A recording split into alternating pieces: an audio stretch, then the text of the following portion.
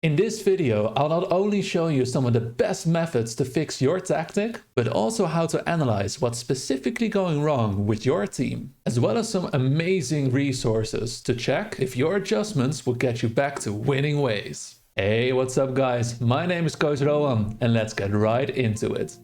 Let's first look at some attacking mistakes you might be making in your tactic. Mistake number 1, conflicting tactical instructions. As you can see, I've got Mitchell Bakker set as an attacking wingback, and his personal instructions are telling him to run wide with the ball. But in possession, I'm asking my team to look for an underlap on the left. You might see how that becomes an issue. Should Bakker go out wide? Should he underlap? It is best to prevent those kind of confusing instructions for your players. In our case, let's get rid of that underlap so Bakker can provide that width out wide. Now the second attacking mistake is to have multiple players get in the same position to do the same thing. Now if we look at the left side of my team, we know about Mitchell Bakker as the wingback, but in front of him we've got Saibari as an attacking winger. Let's think about what these two players will try to do. Our winger will stay wide, try and get behind his man and put the ball in the box. Our wingback will pretty much do the same thing. Having two players get into the same position to do the exact same thing will mostly just lead to them getting in each other's way, and I would advise against it. Now what will work better is to have them both start out wide, but have Saibari cut inside as an inverted winger. This will give them both more space to provide some danger. Now all my players are getting into some better positions, but now I'll run into the third attacking mistake. Who's focused on scoring? Of course I've got my striker who's looking to get a goal, but both my wingers are on support, my midfielders are not focused on testing the keeper, and my fullbacks will stay out wide. This leaves me with only one player who's consistently looking to score. This is not only quite easy to defend for an opponent, it also is really dependent on my striker not having a bad game. It's better to have at least 2 or 3 players looking to get a goal. In our case, let's change both the wingers to inside forwards. And since I'm PSV, who's quite dominant in the league, I'll even change my midfielder Simons to a more attacking role. Now this tactic is already looking a lot better, with multiple players looking to get a goal. There's just one final attacking mistake that I'm making. Who's gonna get the ball to them?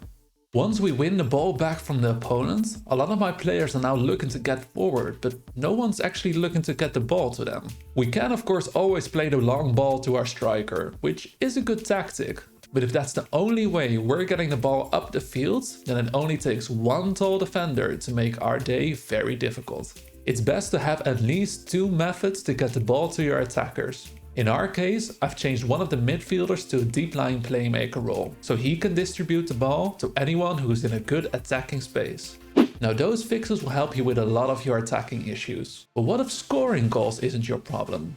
What if conceding a lot is? First of all, you might be leaving too much space between your defensive lines. Let's say you want to press high, but you're scared of long balls getting in behind your defense, so you set a lower defensive line. As you can see from the defensive shape illustration, this leaves a lot of space between your midfield and your defenders. And if your opponent happens to have a great attacking midfielder, I would get scared. My advice is to be wary of the space you leave between your defensive lines, so your opponent can't exploit it. You can fix this by either bringing your pressing line and your defensive line closer together, or dropping one of your midfielders back to fill in that space. On to the second mistake, which is you might be pressing too much for what your team can handle. Now I know, we all love our high pressing systems, but your team needs the stamina, the work rate and the pace to pull it off. So if you're trying to implement an extreme pressing system with veterans like this, who just don't have the legs for it anymore, you're gonna have some issues. My advice, make sure that your team has the pace, stamina and work rate before you go nuts with pressing. Now the third defending mistake is not having a good rest defense. Let me quickly explain what a rest defense is. When you're attacking and you lose the ball, your rest defense is how many players are actively looking to defend a counterattack. You might get really excited to attack and put all your players in a roaming or an attacking role, like in this tactic. But once we lose the ball, we only really have 2 defenders. Any opponent can really exploit those numbers. I would advise having between 3 or 5 players focused on rest defense. In our case, that means putting the defensive midfielder back on the fence, dropping one of the fullbacks a bit lower, and stopping our playmaker from roaming around the pitch. Now I'm gonna show you how to identify which specific mistake you might be making in your tactic, but I have one last general mistake that you might be making, and that is not tapping that like button. No, I'm just kidding. The general mistake that you might be making is not taking your team's quality into account. Now I'm projected to finish second, so I can afford a bit more of an attacking approach. But if your team is projected to finish more on the lower half of the table, you might want to think about a more defensive style.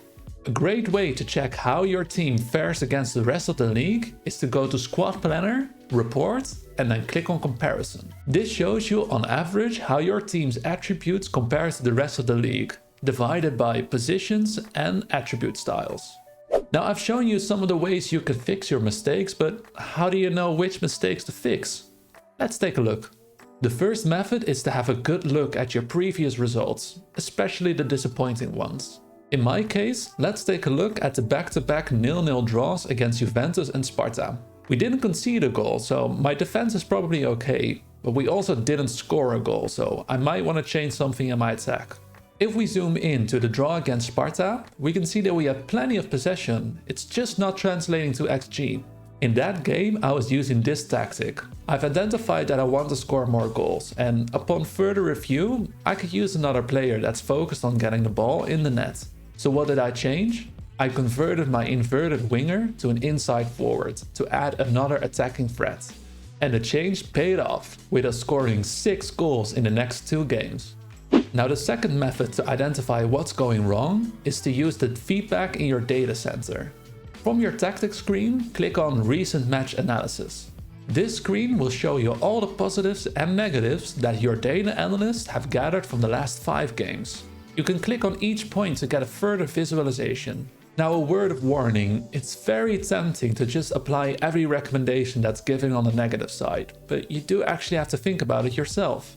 In this case, it's saying that I should tell one of my midfielders to take fewer risks, but he's playing as my playmaker and I want him to take risks. If he loses a bit more possession than the rest of my players, then I'm willing to accept that. On the other hand, it's telling me that a lot of my opponent's chances are coming from the center of the field, so I might want to think about changing some roles in the middle of my tactic. Now we know how to find our mistakes and how to fix them, but how do we know if our new tactic is any good? Now the first place you want to look is back in the tactics screen, where you can click on Analysis. This will show you a breakdown on how much influence you have on every part of the pitch. You're never gonna get it fully light green, but you want to prevent as much red as possible. Or at least have every red part on the pitch be a very deliberate choice. But you might have already known about this feature, so I've got a second amazing way to evaluate your new tactic. It's the website called Rate My Tactic. You can recreate your tactic here and it'll show you an in-depth analysis on multiple metrics on how your team will perform. It'll even give you suggestions on what you can do to improve it. Let's say you're using this tactic, with a roaming playmaker in the defensive midfield position. This will lead to a pretty attacking midfield with a lot of players roaming around and taking risks. And the website is telling me exactly that. My attacking scores are pretty good, but the suggestions are telling me that I should have at least one player playing it a bit more safe. So let's change the roaming playmaker to a safer, more defensive role. There we go, much better. Now I do have to say that the site isn't fully updated with all the instructions from the latest FM, but its tactical insights are still very valuable, so I highly recommend you take a look at it. I've left a link in the description below. Now before you go make your best tactic yet, check out this video where I give you some tips on the most effortless ways of scouting in FM. I'll see you on the next video.